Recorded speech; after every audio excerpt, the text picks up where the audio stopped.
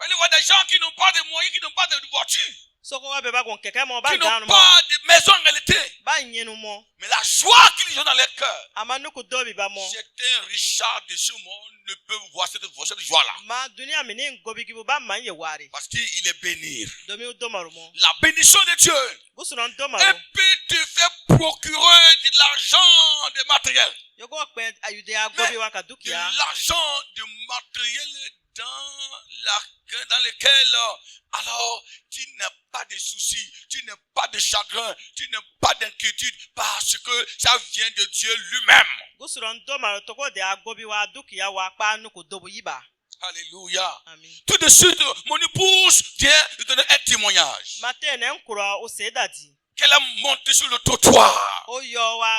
Mais j'ai vu des gens qui sont sortis juste seulement, ils étant dans leur voiture, ils ont démarré la voiture et tout de suite, ils sont morts au volant.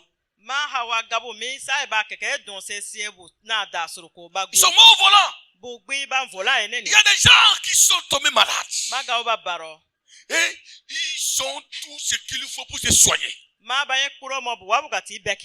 Mais l'argent qu'ils ont là ne peut pas soigner la maladie dont ils souffrent.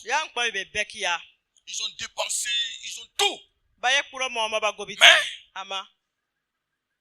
il y a quelque part, l'argent ne peut pas tout réparer. Chaque fois que je suis témoin d'un drame, je dis Seigneur, merci pour la grâce que tu me donnes. Dans le psaume 91, la Bible déclare que 10 000 tombera à tes côtés, 1000 à ta droite, oui, mais tu ne seras atteint. De tes yeux seulement tu verras la rétribution des méchants.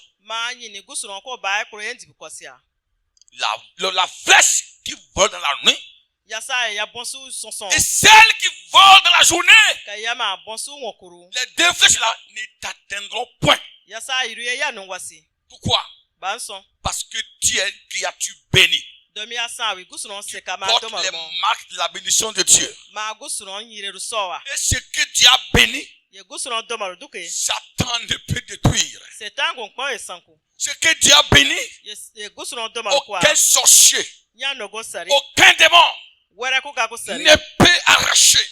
Quand Dieu bénit ta vie, quand Dieu bénit ton foyer, quand Dieu bénit tes affaires, Satan peut les agresser.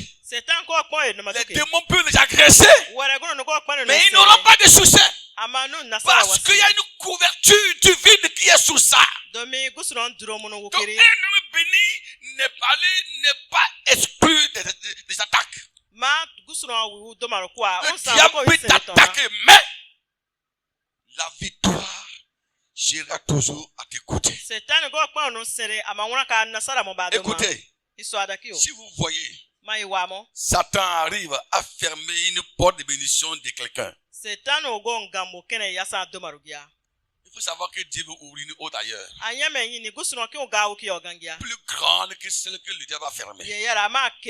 Quand le diable ferme, quand Satan vient fermer une porte et que Dieu voit que ça rentre dans son intérêt, quand Satan vient fermer une porte et Dieu voit que ça rentre dans son intérêt, il peut permettre que la porte soit fermée. Mais il va l'ouvrir ailleurs pour montrer à Satan qu'il est petit. Alléluia. Amen. Donc voilà, quand on parle de la bénédiction de Dieu, c'est ça.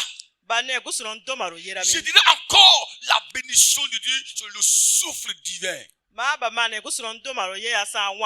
sur votre personne qui te permet alors de posséder tout ce dont tu as besoin pour glorifier le nom du Seigneur. La bénédiction divine n'est pas un fruit de hasard, mais elle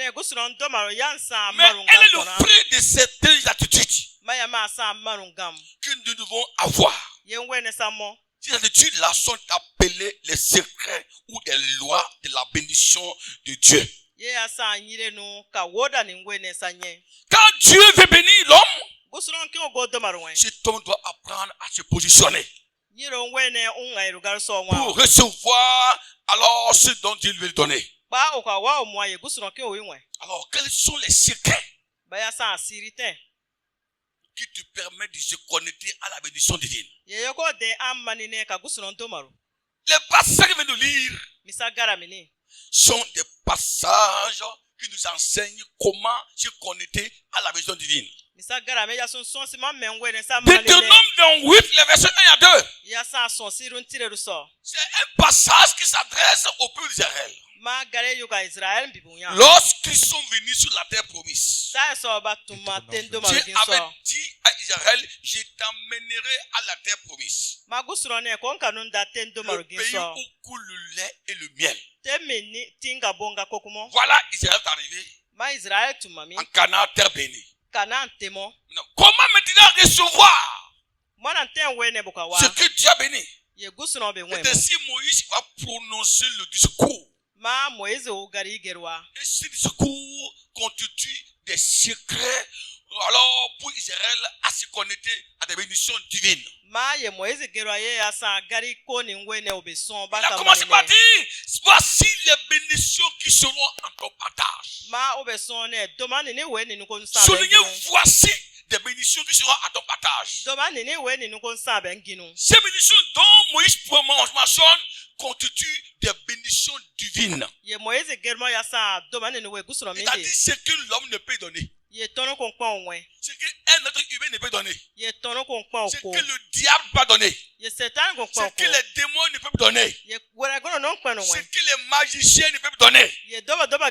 Ici, ce que Moïse souligne en disant, voici là, cette expression concernant alors des bénédictions que seul Dieu peut vous octroyer. Moïse n'est pas dit voici des richesses. Il a bien prononcé les mots voici des bénédictions. Autrement dit, voici ce que seul Dieu peut vous donner. Voici ce que seul Dieu peut faire. Voici ce que seul Dieu peut vous accorder. Des choses qu'aucun homme, aucun magicien ne peut vous donner. C'est ça que j'appelle la bénédiction d'ici. Si tu obéis au commandement de l'Éternel ton Dieu. Et quand Jésus aussi enseignait aux disciples, il va dire dans Jean 3, le verset 3, il dit si un homme est né de nouveau, il ne peut voir le royaume de Dieu. Alléluia. Voici les deux passages complémentaires. Moïse parle de l'obéissance. Jésus parle de la nouvelle naissance. Alors, mes amis, mes frères et sœurs ce matin. Alors, lorsque nous parlons des secrets, nous voulons parler des clés ou des lois que vous devrez obtempérer. Des principes que Dieu a établis pour te permettre de se connecter à cette bénédiction. Parce que Dieu est un Dieu de bénédiction. Et il veut que ses enfants se connectent à cette bénédiction-là. Alors, quels sont des principes ou des lois ou des secrets que Dieu a mis en place pour nous permettre à ce que nous soyons connectés à cette bénédiction?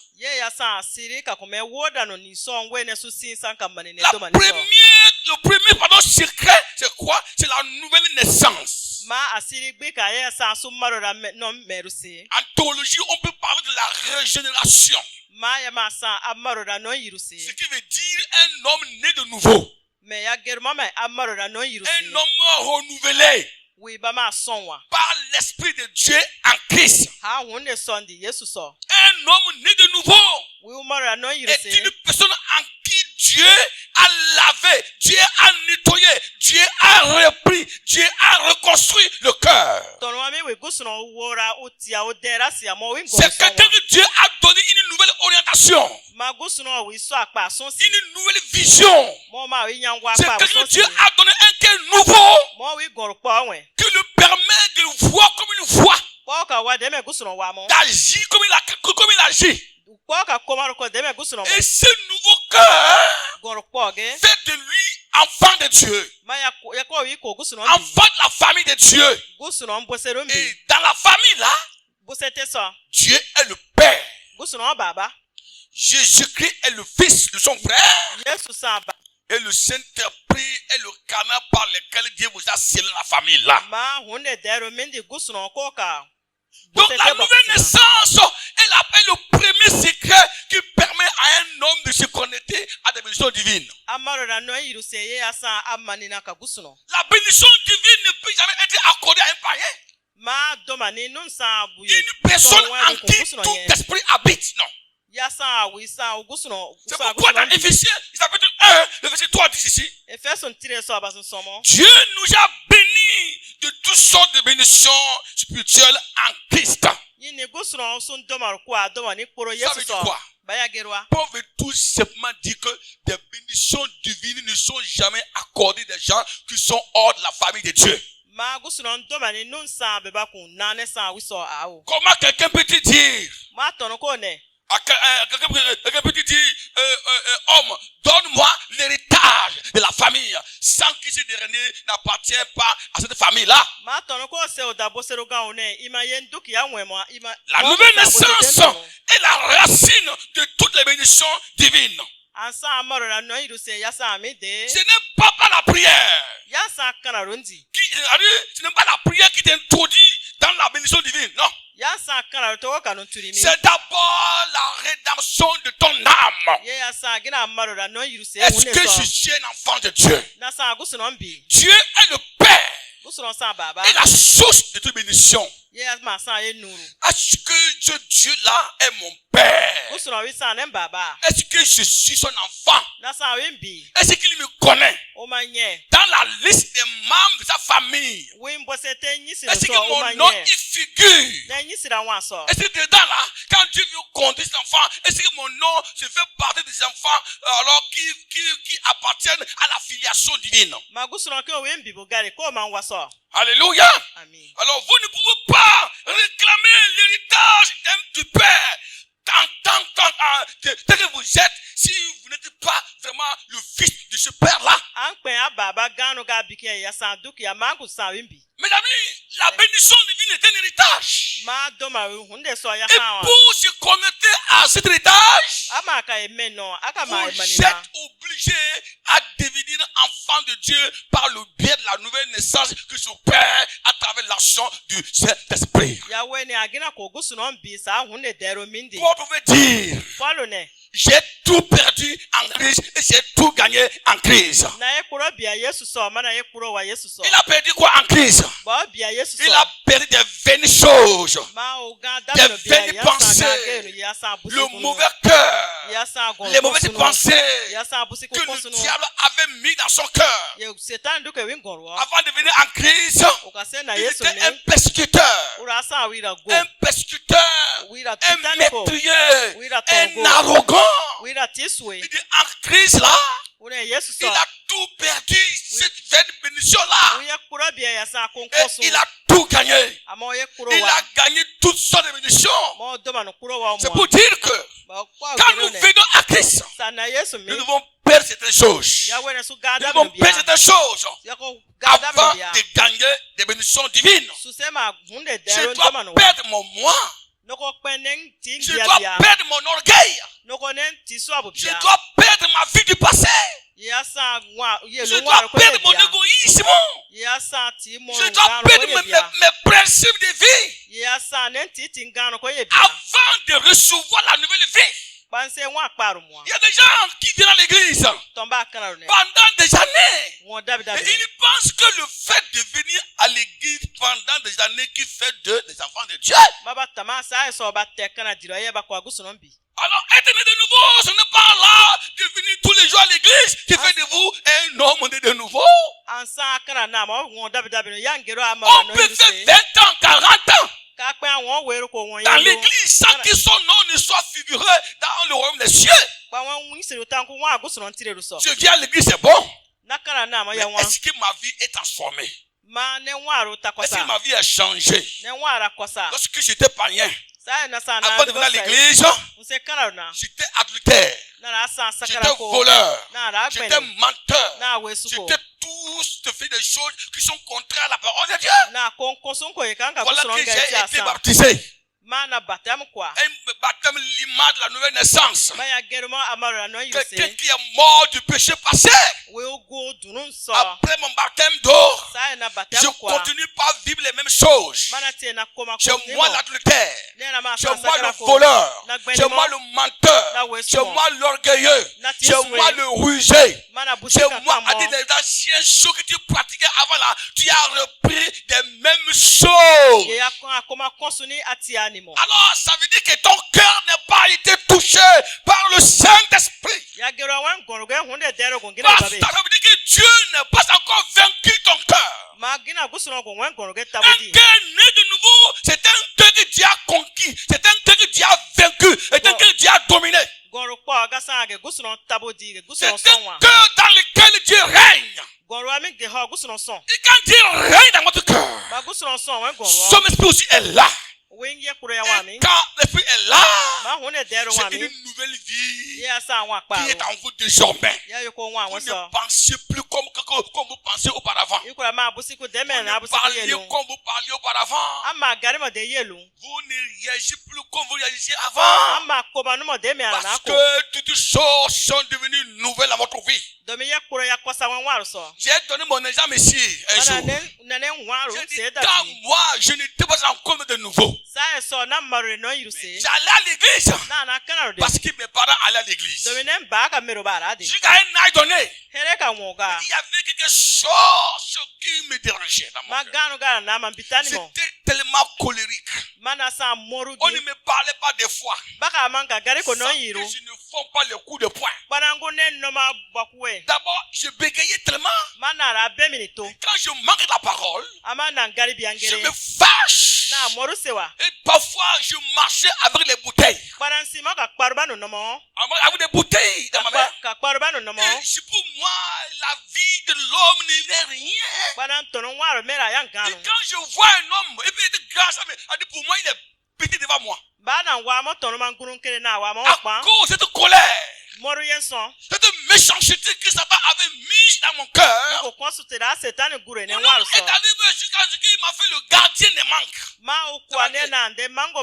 Et personne ne peut passer là pourquoi même pas une seule mangue, il aura joué avec moi. Comme l'a dit tout à l'heure la chorale. Mais ce jour-là, que j'ai rencontré Jésus dans ma vie, ce jour-là, Jésus m'a rencontré. Ce jour-là, j'ai senti un vent souffler sur mon cœur. Le Saint-Esprit m'a été rempli ce jour-là. J'ai passé toute la journée devant le trône du Seigneur. Depuis ce jour, ma vie a changé. Je ne sais pas quand est-ce que la colère a disparu. Je ne sais pas quand est-ce que cette vaine pensée maléfique a quitté mon cœur. Je suis devenu ami. Ma vie a changé. Même à l'école. Alors, c'est rare de voir Mathieu se bagarrer avec quelqu'un. Je ne donnais même pas. J'étais devenu un donateur ambulant. Je donne quand je vois quelque chose, je donne. Parfois, je donne jusqu'à ce que je suis privé de biens pour faire ce que je devais faire. Et jusqu'à ce jour, cette nouvelle vie-là est avec moi. Je ne peux pas passer une semaine sans que quelqu'un ne touche mes biens. Je ne peux passer une semaine sans que quelqu'un ne touche mes biens. Alors, je remercie le Seigneur parce que Dieu m'a donné une femme qui comprend une nouvelle vie que Dieu m'a donnée. Alors, parfois, moi qui étais avant méchant, je suis devenu un donateur fou. Dieu a mis dans mon cœur une vie de compassion. Une vie de compassion. Je ne me vois plus comme important, mais je vois l'importance de Dieu dans ma vie. C'est la nouvelle naissance. Quand Jésus rencontre quelqu'un, il doit avoir une modification. Il doit avoir une nouvelle identité. C'est toi qui se mets le spectacle dans le quartier. C'est toi qui insultes ton mari. C'est toi qui cries sur lui. Quand tu étais païen même là, tu peux même le priver de manger. C'est toi qui fais tout ce qui te fait de lui. Et il n'avait aucune valeur devant toi. Voilà que Jésus t'a rencontré. Continueras-tu à vivre la même vie ou bien il doit y avoir un changement? Moi, ma vie a changé. Ma vie a changé. Je ne connais pas ce qu'on appelle injurier. Je ne connais pas ce qu'on appelle injurier. Depuis que je suis marié, je n'ai jamais porté un propos d'injure à l'endroit de mon épouse. D'ailleurs, même ça l'idée n'est pas dans ma tête. Ce n'est pas dans la tête. Dis à sa femme, impoli. Dis à son mari, impoli. Cette pensée-là n'est pas dans ma tête. Parce qu'elle n'a pas sa place dans ma tête. Parce que le Saint-Esprit a pris le contrôle. Le Saint-Esprit a pris le contrôle. Je ne vois pas un homme comme un animal devant moi. Je vois un homme comme une belle créature de Dieu. Quand je vois mon frère, c'est une belle créature de Dieu. Quand je vois mes enfants, c'est des belles créatures de Dieu. Quand je vois mon épouse, voilà le cadeau le plus précieux que Dieu m'a donné. C'est là est le fruit de la nouvelle naissance. Tu ne peux pas le faire, toi. Si Dieu qui m'a rencontré n'était pas rencontré, ce n'est pas une affaire d'amour. Ce n'est pas une affaire de... Il fait ce que je veux. C'est une affaire de nouveau terrain que Dieu a conquis dans ton cœur. Alléluia. Avant ta rencontre avec le Seigneur, ton cœur était comme un champ fertile. Que le diable avait fait des semences. Parmi ces semences, il y a la semence de la méchanceté, la semence de l'orgueil, la semence de la colère, la semence ici. Quand tu viens à Christ, il va tout redéfricher. Et il fait sa semence à part. Alléluia. Alléluia. C'est pourquoi je dis que tu ne peux pas obtenir la bénédiction divine si réellement tu n'es pas né de nouveau. Il te faut la nouvelle naissance. Es-tu né de nouveau? Es-tu né de nouveau? La nouvelle naissance, ce n'est pas baptême d'eau. Ce n'est pas le fait de se prendre dans l'eau. Es-tu de nouveau? La nouvelle naissance n'est pas non plus parler en langue. Je ne sais pas si tu es parlé en langue. Je demande si tu es de nouveau. Si tu es de nouveau, comment tu réagis lorsque ton frère te blesse? Comment tu réagis lorsque ta soeur te blesse? Comment tu réagis lorsque ton mari te blesse? Comment tu réagis quand ton femme te blesse? Comment tu réagis? La nouvelle naissance est testée. Est testé par les comportements imperfectionnés de mon frère, de ma soeur auprès de moi. Oui, Dieu te teste à travers des caractères imperfectionnés. Alléluia. Toi qui veux être béni, mon frère, es-tu né de nouveau? Es-tu né de nouveau? Est-ce que tu es né de nouveau? Est-ce que Christ habite en toi? Christ habite en toi? Hein? Christ habite en toi? Comment tu réagis envers tes enfants? Comment tu réagis envers tes frères? Il y a des femmes qui insultent leurs propres enfants. L'enfant qu'il a mis au monde, il dit à l'enfant, enfant de chien, enfant de serpent. Hein?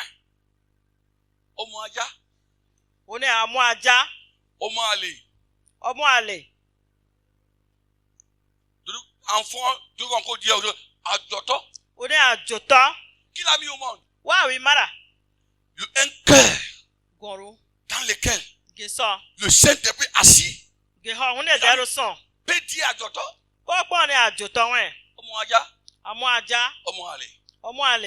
Un cœur qui maudit. Un cœur qui méprise la créature de Dieu. Un cœur qui dénigre l'image de Dieu. Un cœur qui méprise ce que Dieu a pris le temps de faire. La seule personne qui dénigre la créature de Dieu, c'est le diable. C'est le diable. Regardez, c'était exemple des hommes non de nouveau. Il a commencé à tête. Il a commencé à bouche. Il a commencé à yeux. La tête comme le bœuf. La tête comme le chien. Cochon. Dieu a pris son temps. Il a créé une personne. Et il a dit, voici ce qui est beau. Il a apprécié. Toi, mortel. Mortel que tu es. Tu dis Dieu. Tu as créé cochon. Tu as créé chien. Moi, l'homme, la femme, que j'ai créé, j'ai apprécié. Tu dis c'est chien. Comme quelqu'un en qui le règne de Dieu a des places peut disqualifier ce que Dieu a créé. Comment tu peux être béni si tu n'apprécies pas ce que Dieu a créé? Comment tu peux te connecter à la bénédiction de Dieu si tu n'apprécies pas ce que Dieu a créé? Si tu veux te connecter à la bénédiction de Dieu, apprenez à qualifier, à donner de la valeur ce que Dieu a créé. Apprenez à dire merci quand je vois mon frère, je vois Dieu auprès de moi. Beaucoup de chrétiens viennent à l'église, sont assis dans les bancs, mais ils sont privés des bénédictions de Dieu parce qu'ils ont appris à disqualifier, à mépriser la créature de Dieu. Pourquoi? Parce qu'ils ne sont pas nés de nouveau. La nouvelle naissance, c'est ce qui te permet de voir Jésus autrement, de voir Dieu autrement. La nouvelle naissance, c'est là de voir la vie où d'autres voient la mort. Regardez, quand Jésus est arrivé, la femme qui avait perdu sang pendant 12 ans, quand elle est venue au milieu de la foule, elle voyait le manteau de Jésus. Elle voyait le manteau de Jésus. Elle voyait la puissance qui circule dans le manteau de Jésus. Elle voyait sa guérison dans le manteau de Jésus. Elle voyait la solution de son problème dans le manteau de Jésus. Mais ceux qui étaient là, ne voyaient pas le manteau de Jésus. Ils voyaient la vie autrement. La foule était là. Elle est venue, elle a touché le manteau de Jésus. Jésus a senti ça. Qui m'a touché. Pierre dit, mais comment, Seigneur, tu peux dire que quelqu'un t'a touché? Pierre ne voyait pas ce que la femme a vu. Il était un apôtre en ce moment. Mais un apôtre aveugle. Un apôtre qui ne connaît pas contempler ce que Jésus était réellement. Pourquoi? Parce que le cœur de la dame là a été un cœur régénéré. Dieu l'a fait grâce. Elle a pu comprendre la valeur de ce qui était en Christ. Sinon, comment quelqu'un a dépensé tout son argent? De penser que toucher le manteau de Jésus simplement pour lui apporter la guérison. C'est un mystère. Pourquoi toute la foule qui était là, il y avait des malades, pourquoi parmi eux là, quelqu'un n'est pas dit moi aussi tu veux toucher le manteau de Jésus-Christ? Son esprit, son cœur était renouvelé. Elle avait une autre perception de la personne de Christ. Un chrétien de nouveau qui rencontre Christ, il voit Dieu autrement. Son cœur apprécie la créature de Dieu. Son cœur apprécie ce que Dieu a fait. Connais-tu Jésus? Connais-tu Jésus? Es-tu de nouveau? Connais-tu Jésus réellement? Comment tu apprécies ce que Dieu a fait? Ce matin, si tu es de nouveau, commencez maintenant par apprécier. Commencez par qualifier les œuvres de Dieu dans votre vie. Commencez par qualifier ce que Dieu a fait. Oh mon enfant, quand je te vois la gloire de Dieu. Oh mon mari, quand il te voit, je vois la gloire de Dieu. Oh mon épouse, quand il te voit, je vois la gloire de Dieu. Si vos yeux ne voient que le mal. Si vos yeux ne voient que le mal, c'est qu'il y a un problème dans votre vie. Jésus-Christ veut te bénir ce matin. Oh, je prie que le Saint-Esprit régénère ton cœur ce matin. Afin que tu puisses te connecter à la bénédiction divine. Dieu veut te bénir ce matin. Et je prie que cette bénédiction soit ton partage. Et avant de quitter ici, je veux que tu sois connecté des bénédictions divines avant de partir. Sois béni doublement par la parole de Dieu. Alléluia. Le deuxième secret, pour se connecter alors à la bénédiction divine, c'est quoi? C'est l'obéissance totale à la parole de Dieu. L'obéissance totale à la parole de Dieu. L'obéissance, c'est quoi? C'est la soumission aux ordres divins. C'est l'exécution en réalité de tout ce que le maître suprême vous demande de faire. Alléluia. Donc la Bible déclare ici que si tu obéis à la voix de l'Éternel, donc je vois si toutes les bénédictions seront à ton partage. Autrement dit, voici tout ce que Dieu fera pour toi seul. Ça que a dit des bénédictions incomparables. Mes amis, alors la bénédiction, la bénédiction n'est pas le fruit de l'intention. C'est l'intention d'être béni. C'est l'intention d'être honoré par le Seigneur. La bénédiction, ce n'est pas le fruit de l'imagination, le fruit de l'intention ou le fruit d'un désir. Non, la bénédiction n'est pas alors un mystère, mais c'est la réaction divine à l'obéissance humaine. C'est la réaction divine face à l'obéissance d'un homme. C'est ce qu'on appelle la bénédiction de Dieu. Quand l'homme obéit, Dieu réagit. Et c'est la réaction de Dieu face à votre obéissance est surnommée bénédiction de Dieu. Alléluia. Dieu ne bénit pas les désobéissants. Même s'il prie jusqu'à perdre la foi. Même s'il prie jusqu'à perdre la foi. Même s'il jeûne. Même s'il crie. Même s'ils ont jeûné pendant 90 jours jusqu'à devenir chétif. Même s'il n'arrive même plus à bouger les doigts. Oh Dieu, tant qu'il n'y a pas d'obéissance, tu peux jeûner ou prier jusqu'à mourir. Tu ne seras pas béni.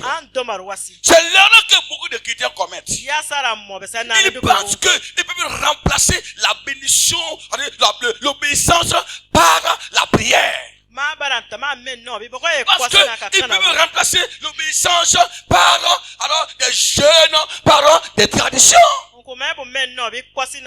C'est dire, donne pour être béni. Si tu penses que tu peux gêner, soit ta prière remplace le verbe donner, mon frère, va gêner seulement, tu mourras, tu n'auras jamais ce que Dieu te a demandé à l'extérieur, Seigneur. C'est des principes. Je n'ai jamais vu là où la Bible déclare. Prie, jeûne, et tu seras béni. Voici les bénédictions qui seront à ton partage lorsque tu jeûneras, lorsque tu prieras 90 jours, 100 jours. Il dit, au contraire, il dit, voici les bénédictions qui seront à ton partage lorsque tu seras dans l'obéissance. La vie chrétienne n'est pas une vie de tradition. Ce n'est pas une vie de répétition des rites. Mais c'est une vie active. Une vie active. Une vie qui obéit, qui obtempère des règles ou des principes divins. Sois dans l'obéissance. Et tu verras la gloire de Dieu dans ta vie. Sois dans l'obéissance. Et ton obéissance t'emportera. Soit que tu sois connecté alors à la bénédiction divine. Tu pries, c'est bon. Tu prêches, c'est bon. Tu enseignes, c'est bon. Mais est-ce que tu obéis ce que Dieu te dit de faire? Est-ce que tu obéis? Es-tu obéissant? Est-ce que ton cœur est obéissant? Est-ce que tu respectes les principes bibliques? Mon ami, mon frère, ma soeur, l'argent que tu dois prendre, le temps que tu dois prendre pour obéir à la parole de Dieu, tu le prends pour faire le commerce. Tu le prends pour faire tes propres plaisirs. Tu le feras, mais tu n'auras aucun résultat divin. Parce que Dieu ne t'accompagnera pas. Tu es un rebelle en matière de l'obtention des bénédictions de Dieu. Tu es un rebelle, Dieu ne l'accompagne pas. Dieu accompagne des obéissants. Peu importe le prix à payer. Apprenez à être obéissant. Peu importe ce que ça va te coûter. Sois obéissant. Sois obéissant. Le Seigneur qui te demande quelque chose, il n'est pas un Dieu insensé sans prévoir ce qu'il va te donner à l'avance. Mais si vous pensez que, oui, non, Dieu lui-même sait que je suis dans le besoin, il ne peut pas me demander ceci. Dieu lui-même sait que mon loyer n'a pas été payé, il ne peut pas me réclamer ceci. Dieu lui-même sait que actuellement je suis malade, j'ai besoin de l'argent pour me soigner. Il ne peut pas me demander ceci. Si vous êtes dans une telle philosophie, vous mourrez avec votre philosophie et vous mourrez dans ce problème-là et votre problème sera votre côté.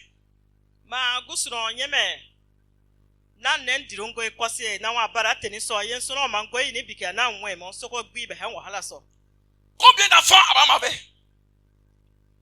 Combien d'enfants Abraham avait? Combien d'enfants Abraham avait-il?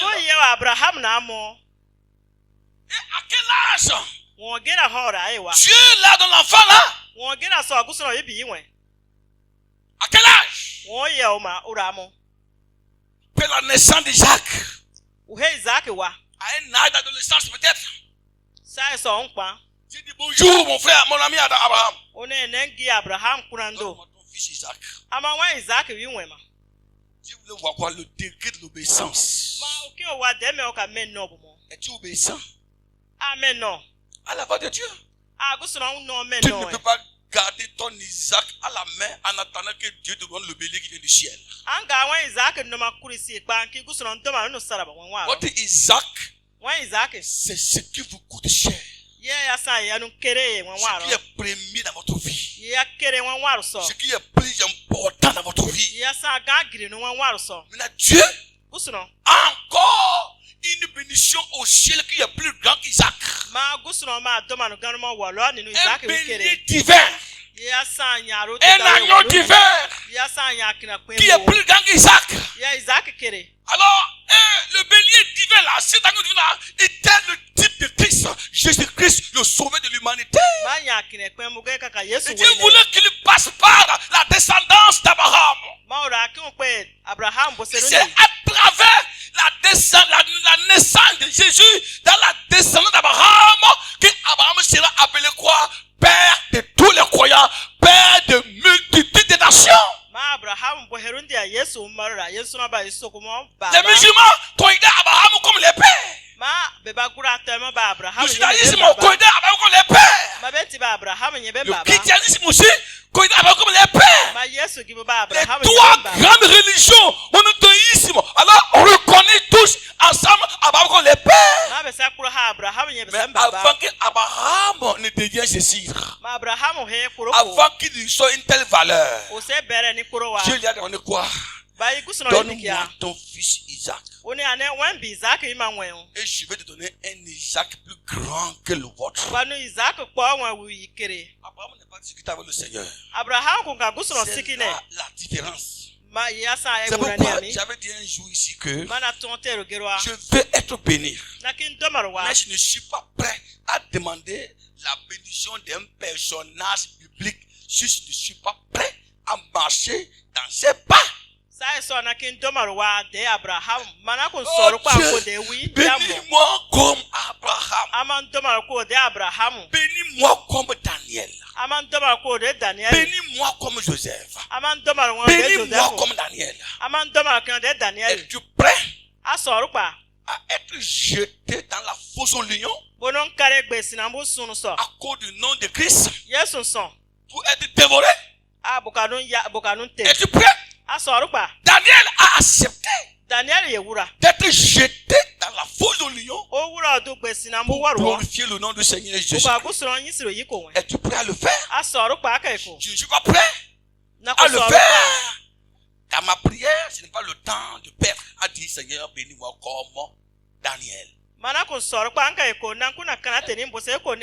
que les pas dans lesquels Daniel a marché pour te bénir, tu as dit non, tu ne peux pas le faire. Oh Dieu, bénis-moi comme Meshach, Shadrach, Abednego. Es-tu prêt à obéir à Dieu pour être jeté dans la fournaise ardente, pour que Dieu glorifie son nom à travers ta vie? Es-tu prêt à le faire? Oui. La tu es d'accord? Non? C'est pas la peine de dire Seigneur, bénis-moi comme Meshach, Shadrach et Abednego. Ne faites pas des prières d'ignorance. Soyez sages. Notre bénédiction est liée à la proportion de notre obéissance à la parole de Dieu. Vous savez, je vais donner un secret très important, très important, et que vous devez garder. Écoutez très bien. Chaque fois que tu es rapide à obéir, Dieu sera rapide aussi à te bénir. Si tu es lent à obéir, Dieu sera aussi lent à te bénir. J'ai dit, Jean, Daniel, aujourd'hui, fais-moi cesser tout à l'heure. Et n'oubliez pas que Dieu ne peut pas vous demander ce que vous n'avez pas. Si Dieu le dit aujourd'hui, c'est qu'il voit dire que tu peux le faire. Et tu traînes quoi? Tu traînes.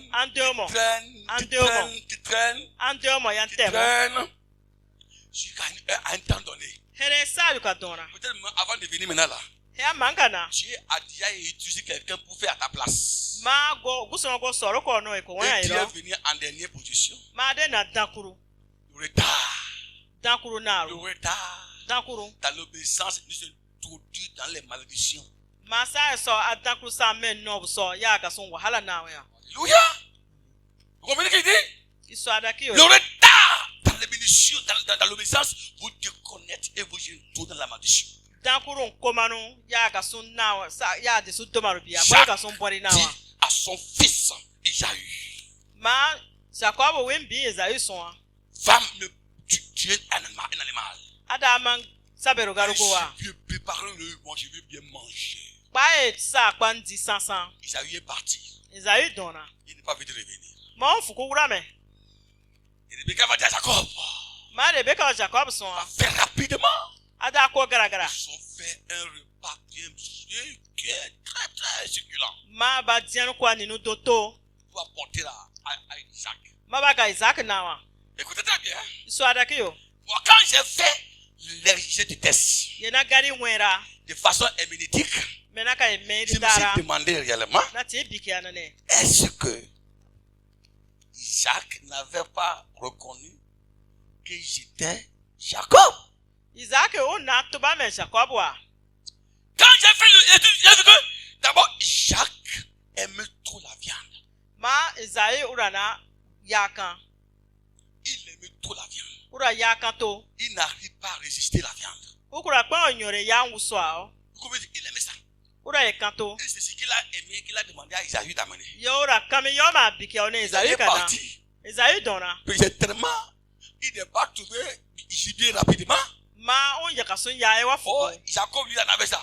Sa maman lui aurait aidé en même temps. La maman connaît aussi ce que son mari veut. Il a mené. Isaac dit, ta voix là ressemble à Jacob.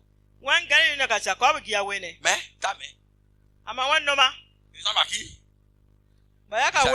Parce que Jacob a pris la peau. Il a mis dans les bras. Je reviens maintenant dans le sujet du test.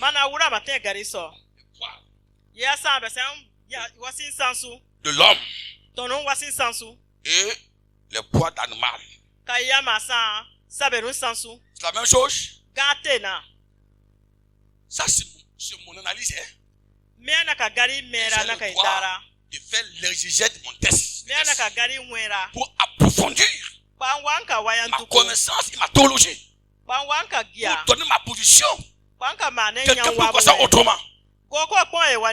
Est-ce que votre peau ressemble à la peau de cabri? Hein? Vrai ou faux? Est-ce que votre peau ressemble à la peau de cabri? Deuxième hypothèse. Isaac était un éleveur. Il connaît bien les animaux. Voilà. Comment un vrai éleveur qui est né dans les animaux, qui a grandi avec les animaux, peut aller, même s'il est aveugle, peut confondre le poids de l'homme avec le poids d'un animal. Deuxième question, ça. Alléluia. Bon, quand Jacob est venu, il a ouvert le couvercle. L'odeur de la viande bien saisonnée a frappé Isaac. Isaac ne peut pas supporter. J'ai dit que c'est Isaïe maintenant. Je vais rater le repas là. Je vais rater le repas là. Je dis que c'est Isaïe maintenant là. Oh, donc maintenant, la voix là ressemble à Jacob. Le repas là aussi, ça sent bon. Mais la mère ressemble à Isaïe. Non, maman, comme la voix ressemble à Jacob, ou bien, il fallait attendre au moins un peu, ou bien. Alors, lui là, il dit, bon, pas grave, comme la voix ressemble à Jacob, et que la mère quand même ressemble à Isaïe, je vais manger. Isaac est tombé dans la tentation. Il n'a pas pu résister. Le repas que Jacob lui a porté. Et il a béni Jacob. Esaïe est venu en retard. Il y a des actions que vous posez, Dieu ne résiste pas. Il y a certaines actions que vous posez là. Dieu n'arrive pas à résister. Il y a des actions qui obligent Dieu à se lever sur son trône, a dit, mais qui me fait lever? Qui me fait lever comme ça? Quelle odeur me fait lever? Même si Dieu n'avait aucun plan, aucune idée à devenir. Il dit, même si je n'avais aucune, je bénirais ta vie à cause de cet acte que tu viens de poser.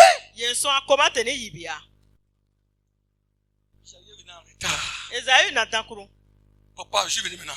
Il dit, mais, oh là là, ton frère Jacob est venu pour ta bénédiction. Il dit, non, tu dois me bénir. Tu dois bénir.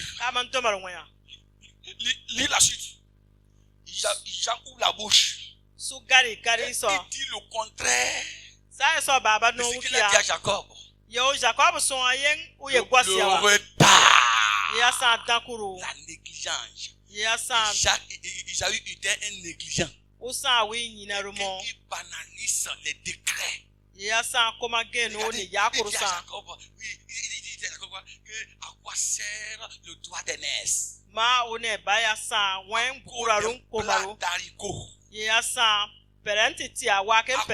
plat d'haricots, dit à quoi sert le doigt d'aînesse? La bouche qu'il a prononcée là, la suivi. Il va dans la bouche pour ouvrir, même n'importe quelle heure. C'est le soir. C'est moi qui va pas envoyer, non. Il va manger. Même sur le lendemain. Et Jacob lui dit, il faut maintenant. Il faut maintenant. Jacob, j'ai entendu ton père. Il dit à Isaïe, à ton grand frère, que de préparer. Il faut le faire maintenant. Il y a des chrétiens il faut le faire maintenant. Et les chrétiens il faut le remettre au lendemain. Dieu est le Dieu de maintenant. Jésus dit à Marthe, je suis la résurrection et la vie. Il n'a pas dit je serai la résurrection et la vie.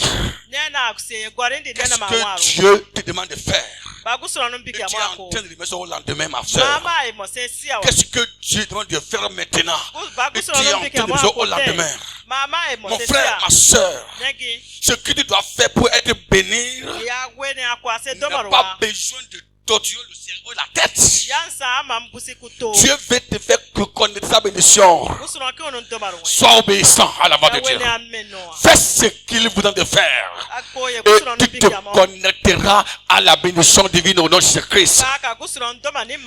Depuis que moi j'ai rencontré Christ, je ne veux pas me retarder. Et j'ai fait une remarque dans les Saintes Écritures. Écoutez très bien, vous qui aspirez à être bénis, vous qui aspirez à se connecter à la bénédiction divine, écoutez très bien. Si vous voulez être béni, il ne faut jamais ignorer aucune instruction divine inscrite dans la Bible. Alléluia. Il ne faut jamais ignorer ça. Les instructions bibliques là. Que rien ne vous fait perdre la vue. À quoi que c'est écrit pour rien. Ou bien c'est écrit pour le passé. Oh, c'est écrit pour le passé. Laisse-moi te dire que alors ta bénédiction n'est plus là alors. J'ai découvert un principe que certainement beaucoup de chrétiens n'ont pas découvert. Et je rends grâce à Dieu pour m'avoir donné des dimensions de le comprendre. Alléluia. Vous comprenez? Moi, personne ne m'a appris à payer ma prémisse. Depuis ma naissance, je n'ai pas vu mon pasteur payer sa prémisse. Peut-être si je le fais, je ne sais pas. Je n'ai pas vu quelqu'un payer la prémisse, je le fais, je ne sais pas.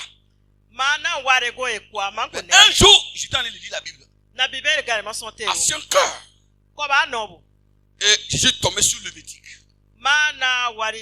Où je vois la Bible parle de la prémisse. Quand j'ai lu la partie là, j'ai dit, mais donc c'est biblique.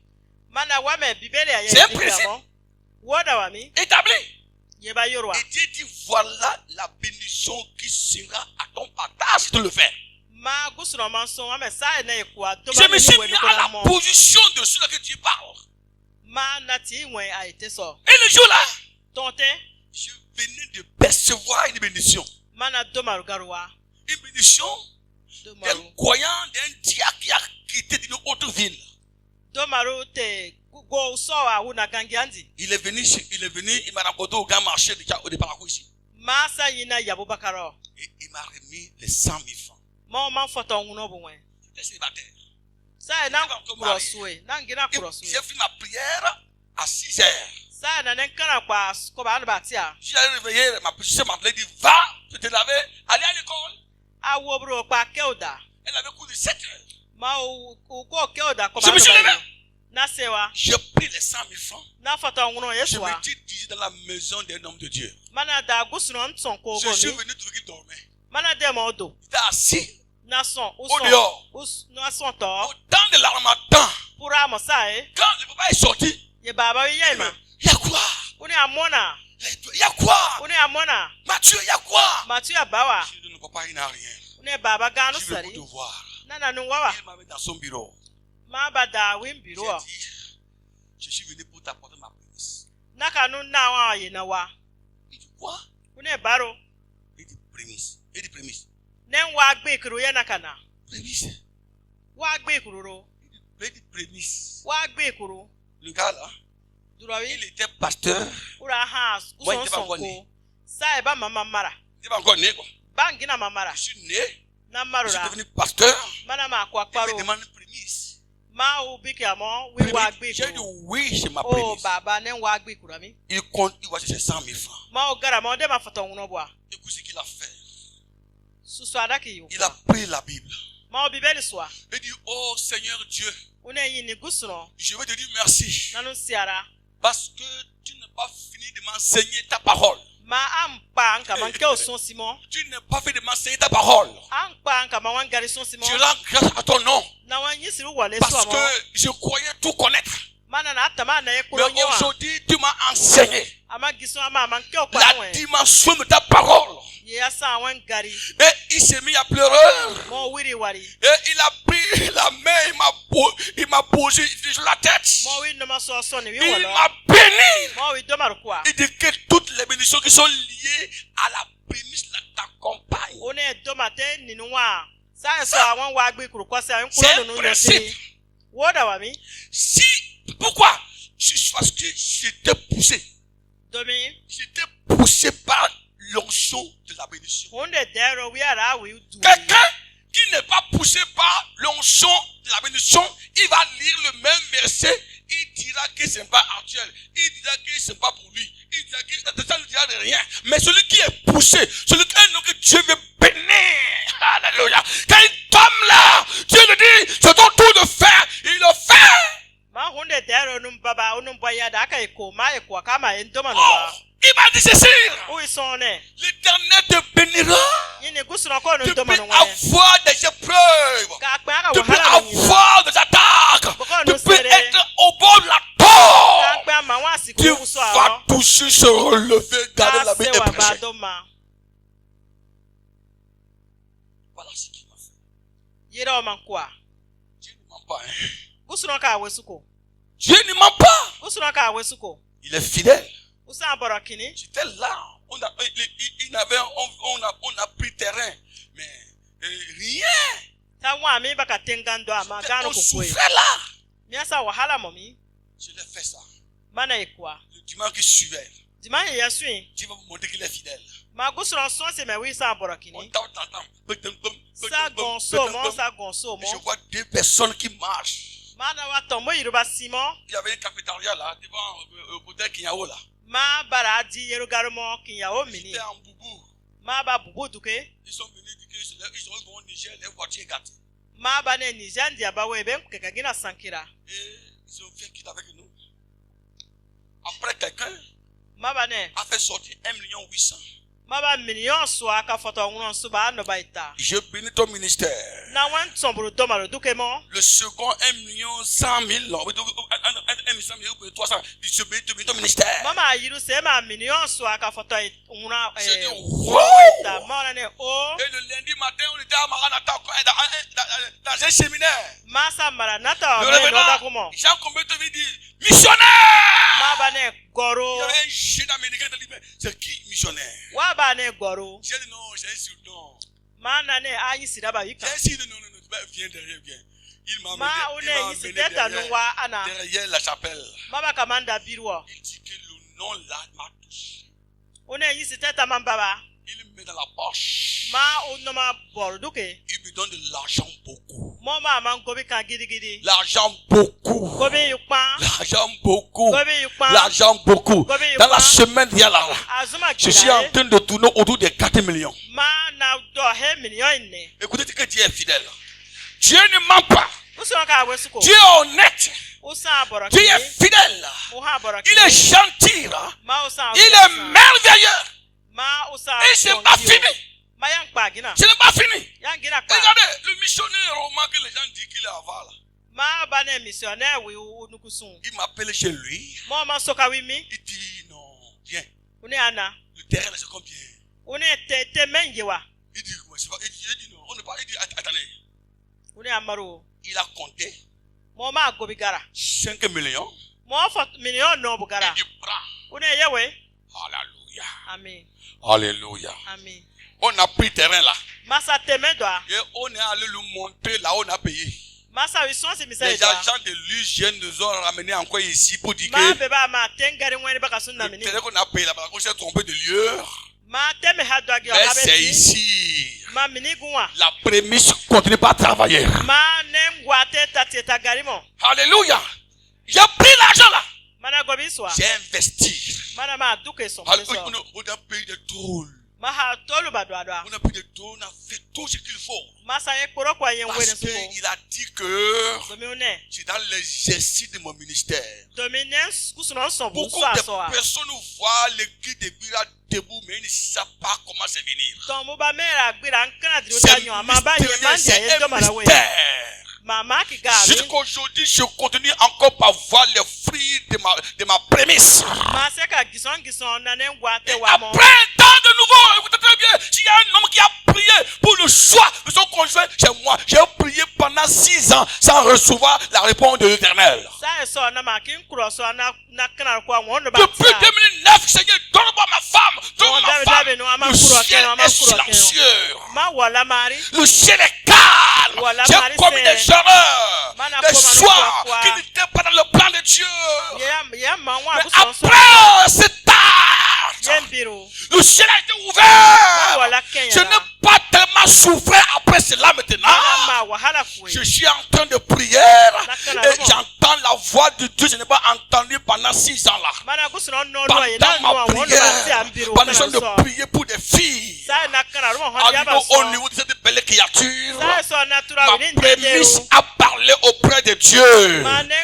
Dieu dit, mon serviteur, et si tu prends cette fois-ci, celle-ci contre ton épouse.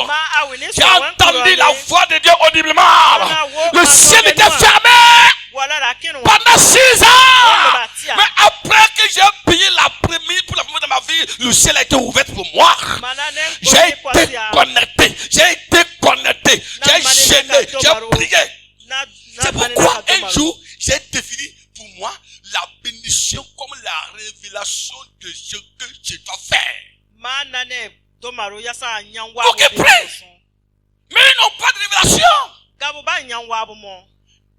J'ai lu là, on m'a enseigné la Bible. Je n'ai jamais compris que ma bénédiction se doit déclencher à travers la prémisse. C'est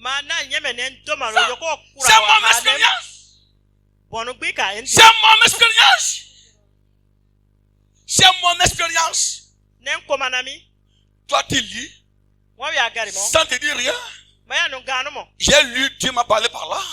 C'est à cause de moi que tu as laissé ça dedans. Selon toi là, c'est la loi du passé. Chez moi, c'est la loi de maintenant. Pour me connecter à la grâce de Dieu. Si je veux continuer à vous donner mes témoignages, j'allais dire que je suis un menteur. Et vous aurez raison. Parce que c'est moi qui ai bu de l'eau là. Tu n'as pas bu. Donc tu as raison. Tu dis que je suis menteur. Et je prie que le Seigneur, quand il va t'amener à boire la même eau, tu dis oh, c'est la vérité. Qu'est-ce que je n'ai pas subi? Hein? Écoutez bien. Qu'est-ce que je n'ai pas subi? Satan s'est déchaîné contre moi. Pas maintenant, même dès ma jeunesse. Qu'est-ce que je n'ai pas subi? Quelle attaque je n'ai pas eu? Qu'est-ce que je n'ai pas subi? Mais je me relève toujours et je prends le micro. Je dis Jésus vous aime. Je prie ce matin que la grâce que Dieu m'a donnée, la bénédiction que Dieu m'a donnée, qu'elle commence ici par ce podium là. C'est ce que je vais à Dieu ce matin. Ce que je veux ce matin là. Je sens à moi la bénédiction de Dieu. J'entends une voix qui dit Mathieu, tu es béni. J'ai entendu ça. Et j'ai senti les frissons dans mon corps. Cette voix qui dit tu es béni. Et j'ai dit à Dieu, si je suis béni, je veux que tout mon entourage, pendant que je suis en train de prêcher ce message, celui qui a l'oreille attentive, que la bénédiction commence sur cet autel et qu'elle envahisse les cœurs obéissants ce matin. Wow! Est-ce que quelqu'un peut recevoir cette bénédiction dans sa vie au nom de Christ? Tu es béni dans ta vie, dans ton foyer, dans tes affaires.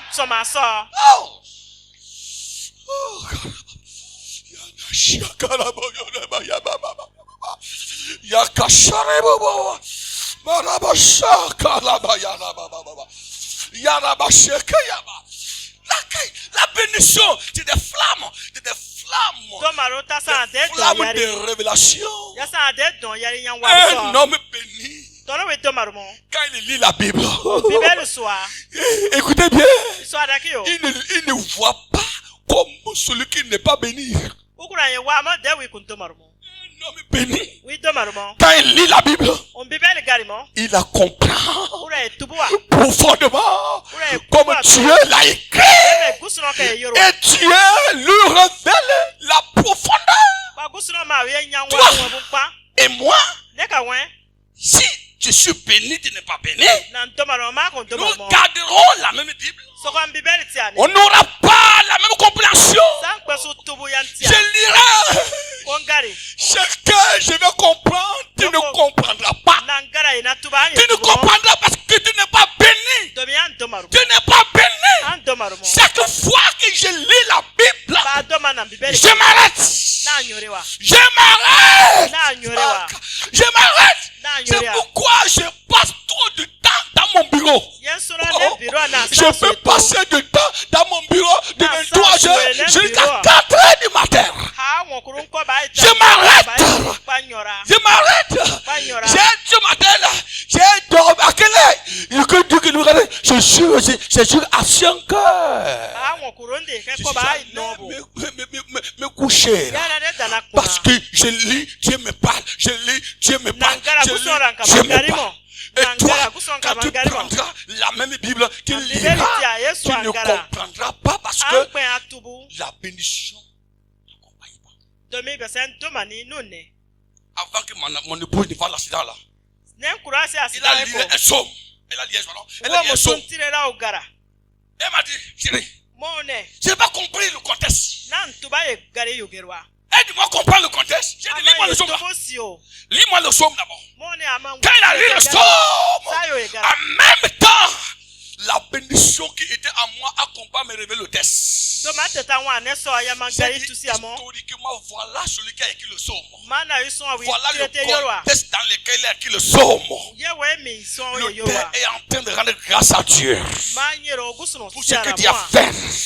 Et dans son nation de grâce, il dit Dieu, je suis ta belle créature. Tu connais quand je m'assieds, quand je me couche, quand je sors, quand je reviens, tu me protèges contre les dangers. Voyez, moi je ne savais pas que le lendemain il allait faire l'accident. Dieu a commencé par le révéler. À travers ce passage, la délivrance qu'il veut l'apporter demain. Quand après l'accident, elle est venue nous voir à la faculté. Je comprends maintenant pourquoi. Hier, je t'ai demandé le passage. Écoute, si tu es à côté d'un homme béni et tu es humble, tu finiras par t'impacter. Ce matin, je veux que quelqu'un soit impacté. Que le message que je prêche ne soit pas seulement la prédication que tu entends. Je ne veux pas que tu aies la mentalité traditionnelle. C'est encore le pasteur Maté Janate. C'est encore lui qui prêche. C'est mon pasteur qui prêche. C'est encore lui qui prêche. Je suis en train de te parler à ce que la bénédiction de Dieu t'amène à recevoir autrement ce que tu pensais. Car Dieu veut te faire connaître. Dieu veut te bénir. Il veut te bénir. Et pour te bénir, il veut t'amener à l'obéissance à la parole de Dieu. Pour que tu obéis à la parole de Dieu, il faut que tu comprennes. Il faut que tu sois révélé. C'est ça. Dieu bénit. Il est Seigneur. Il est fidèle. Je ne partage pas certains témoignages à mes frères. Ni même à certains collègues. Parce que même si moi-même j'étais à leur place, je ne vais pas croire. Je ne vais pas croire. Dieu m'a aimé. Il m'a fait du bien. À certains bien dit, tu t'étais. Ne dis pas tais-toi. Quand tu seras à tel niveau, tu le diras. Dieu est grand. Dieu est grand. Dieu est grand. Ce matin, il veut te faire connaître. Il veut te faire connaître de sa bénédiction par la voie de l'obéissance. Es-tu prêt à être béni? Et je vais finir pour dire ce soir. Et la prochaine fois, je vais encore continuer le même enseignement. Ce matin, je vais la foi. La foi pragmatique. La foi pragmatique. Elle t'amène à se connecter. La foi pragmatique. Alléluia. La foi est le canal par lequel les bénédictions de Dieu passent. Pour te toucher. Pour te toucher. La foi est le pont sur lequel la locomotive de la bénédiction de Dieu traverse pour te toucher. Je vais demander au frère Daniel de venir ici. Reste ici. Reste ici là. Voilà, entre Daniel et moi, il y a une barrière. Lui et moi, il y a une barrière. Je vais lui transmettre mon mouchoir là. Comme bénédiction. Voilà qui m'amène n'atteint pas là-bas. Lui-même, il faut tendre la main. Voilà, sa main n'atteint pas. Pour recevoir ce mouchoir dans lequel Dieu a placé tout pour lui. C'est un exemple que je donne. C'est une illustration que je donne. N'allez pas dire que le pasteur Mathieu a dit que son mouchoir là, j'ai tout pour lui. Parce que je connais vous les chrétiens là. Vous chéris les problèmes là, il n'y a pas de problème. Alléluia. Que Dieu te bénisse, amen. Voilà le mouchoir là. Je vais le télécharger, il est loin. Il tend la main, mais la main ne vient pas. Cette main qu'il a tendue là est le signe de manque de foi. Est le signe de manque de foi. Alléluia. Voilà maintenant, il veut ma bénédiction là.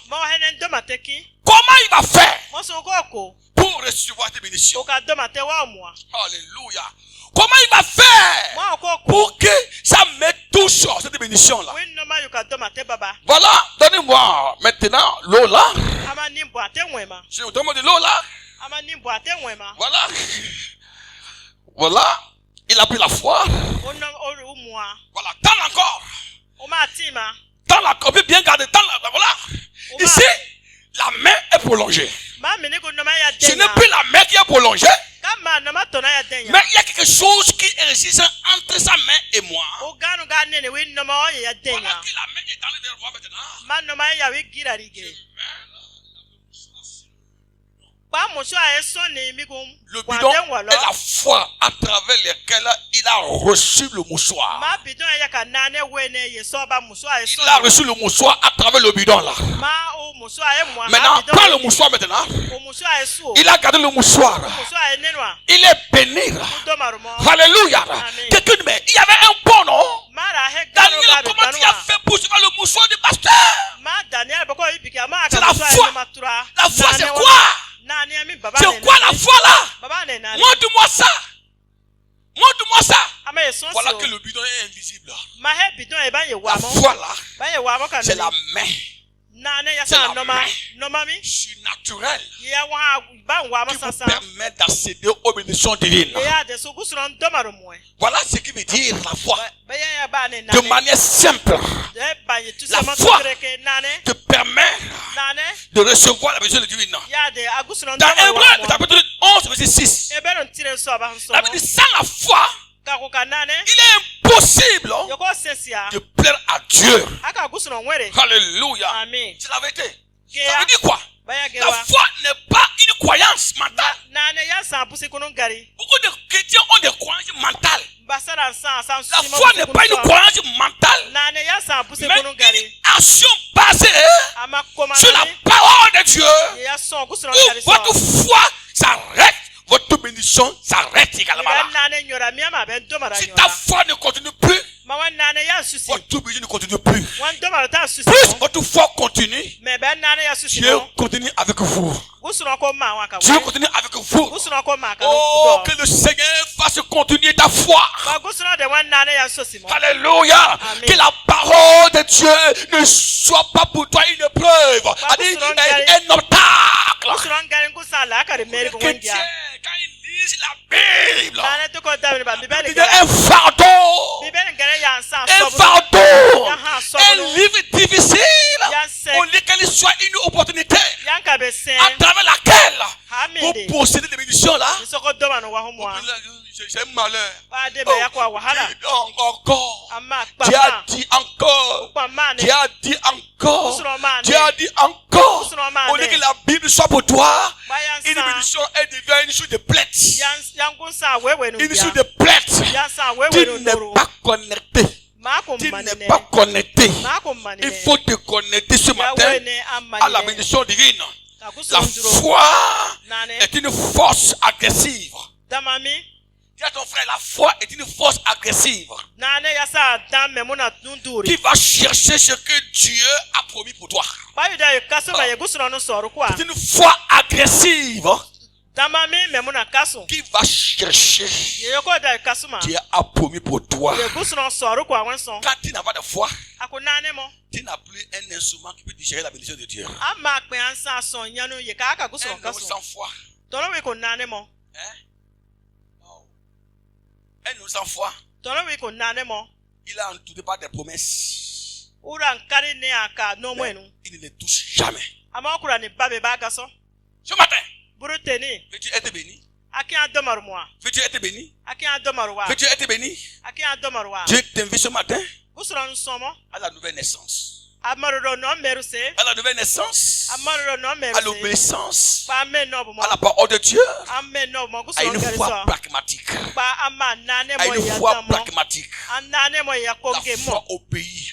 La foi ne regarde pas les problèmes. La foi ne regarde pas des soucis. Non, la foi ne regarde pas des manquements. Et c'est une folie divine qui vous anime à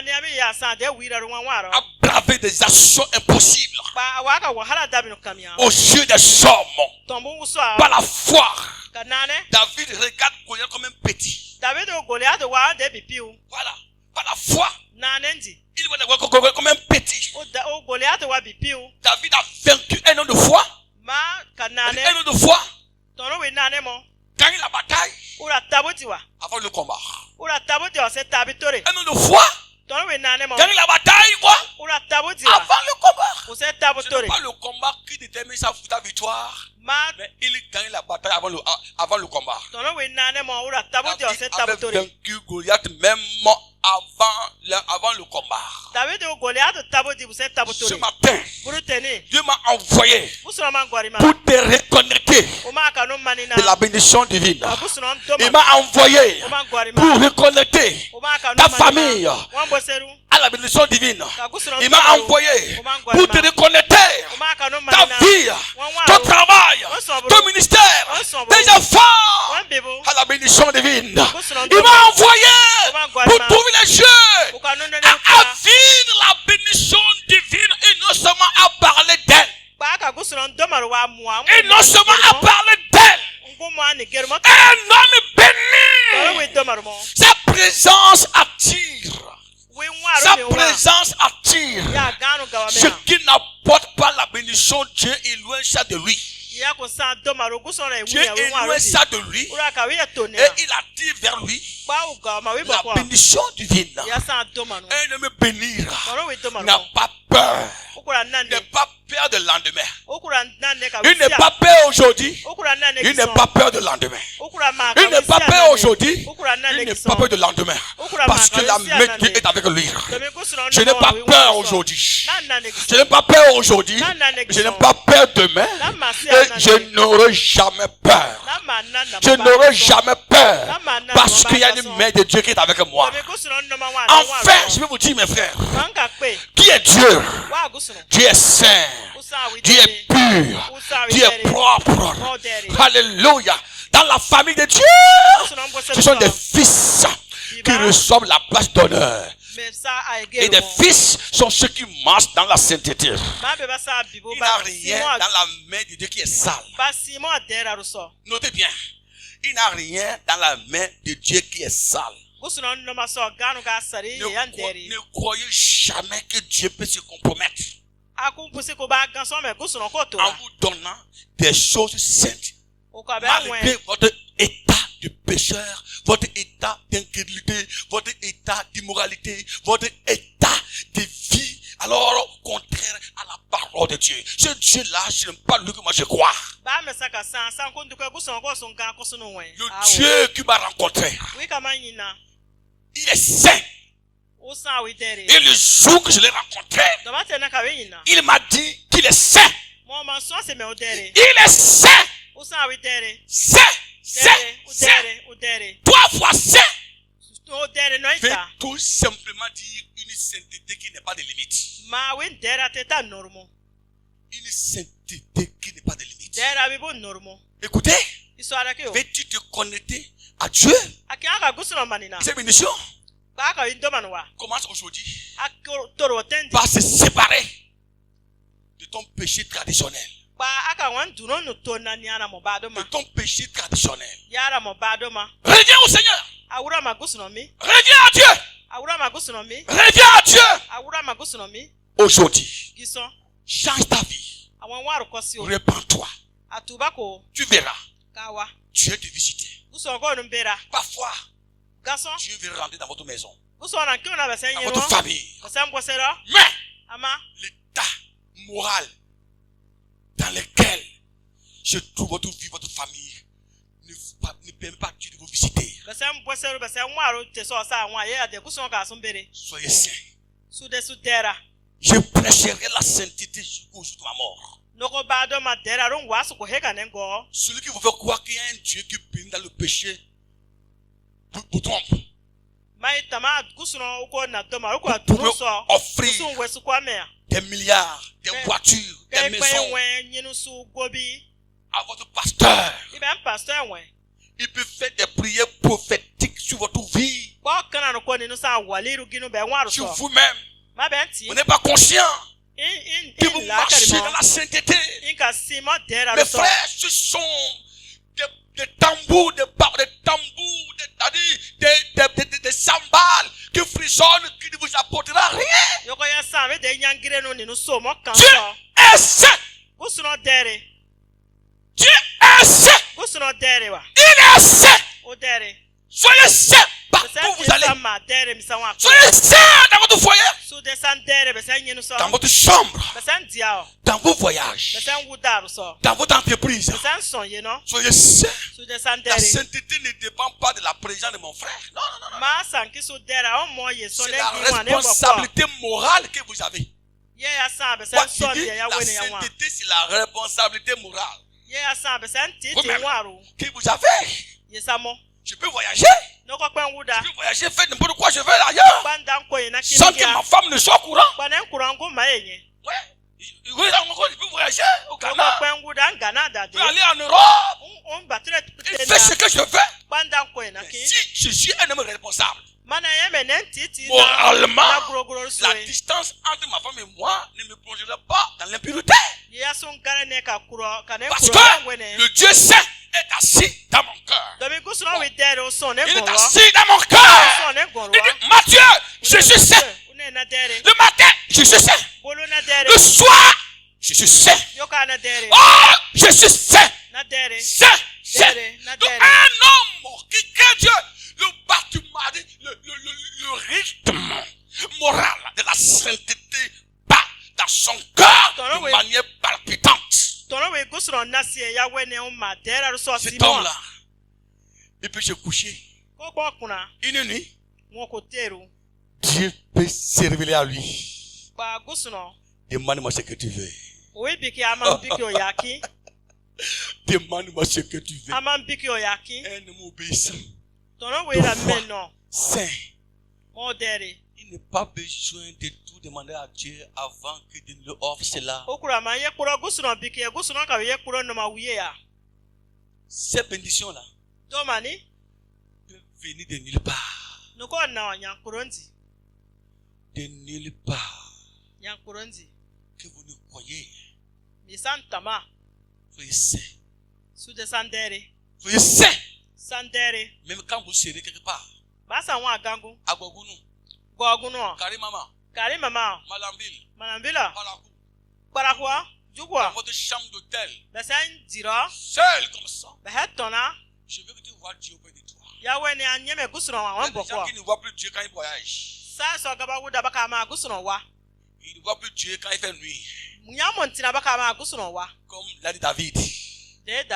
Quand je courais derrière Madame de Uri, je croyais que Dieu était loin. Il a couru aller au fin fond de la terre et il dit, me voici, je suis là. Le jour où j'ai su qu'il était là, cependant que je pensais que mon péché est caché, c'est Nathan vient me dire, monsieur le roi, qu'est-ce qui s'est passé dans le pays? Un homme là, qui avait plusieurs brebis, il a été étranger, au lieu de tuer la brebis là, il a laissé pour lui, il allait tuer l'autre qui avait une seule brebis. Selon toi, comment on va faire?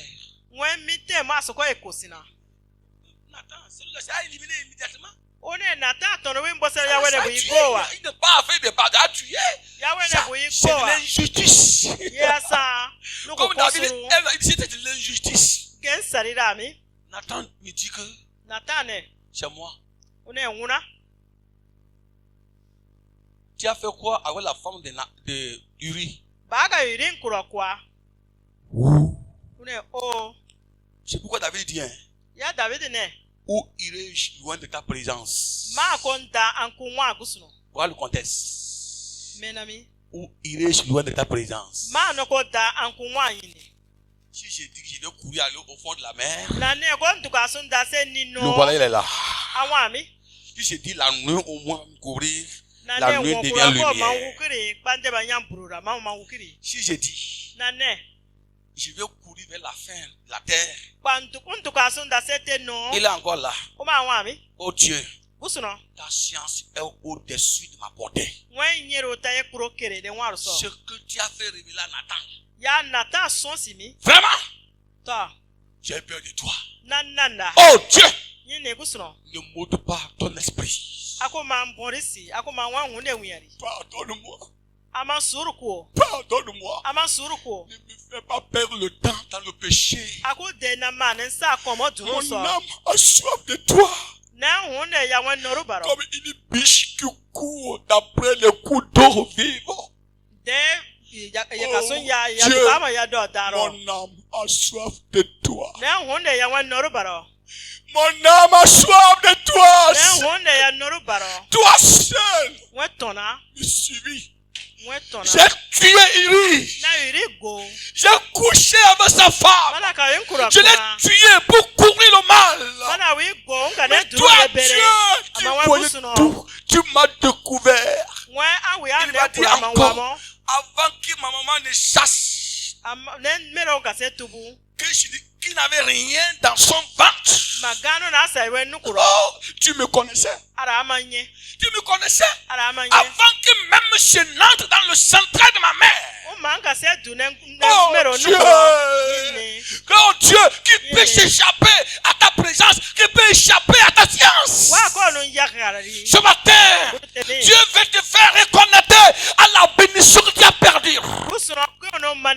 Dieu veut renouveler ton alliance avec lui. Dieu veut te bénir encore davantage. Tu n'es pas né pour être maudit. Tu n'es pas né pour souffrir. Tu n'es pas né pour être mendiant. Dieu veut te connecter encore de sa grâce. À travers ce message, tu te sens qu'entre toi et Dieu, il y a une déconnexion. Je t'invite à ne pas regarder quelqu'un. Tu connais personnellement qui tu es devant le Seigneur. Je sens des flammes de bénédiction qui sont ici. Dieu te bénit ce matin. Ma soeur, c'est encore possible pour que tu sois reconnecté. C'est le mois de la bénédiction. C'est le mois de la grâce. Peu importe que tu es devant le Seigneur, peu importe ton état, peu importe ta grâce, je t'invite à venir ici, si tu te lever.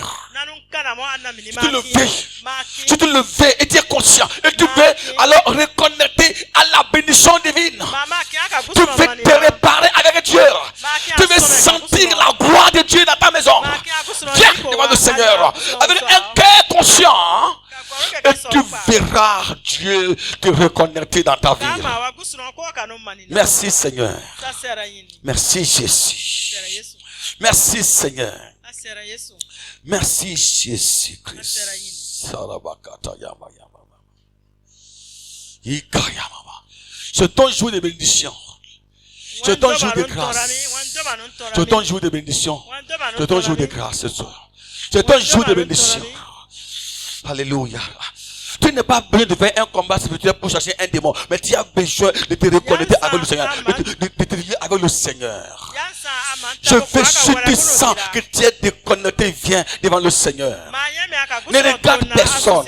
Ne regarde personne. C'est toi seul qui te regarde. Hein? Et toi seul, devant Dieu, il veut te visiter. Devant Dieu, il veut te bénir. Devant Dieu, il veut te bénir. C'est toi seul devant le Seigneur. Peu importe qui tu es dans toi, Dieu veut te reconnecter de sa grâce. Il veut te reconnaître de sa grâce. Alléluia.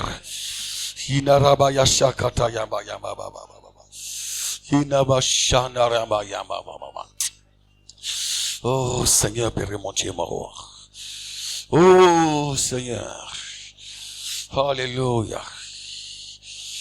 Oh, c'est Jésus-Christ. Alléluia. Il a béni Jacob, il veut te bénir également.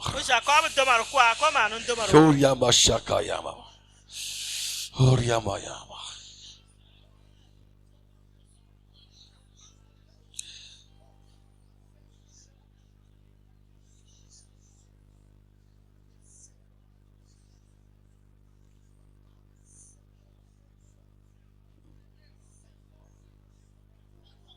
Oriama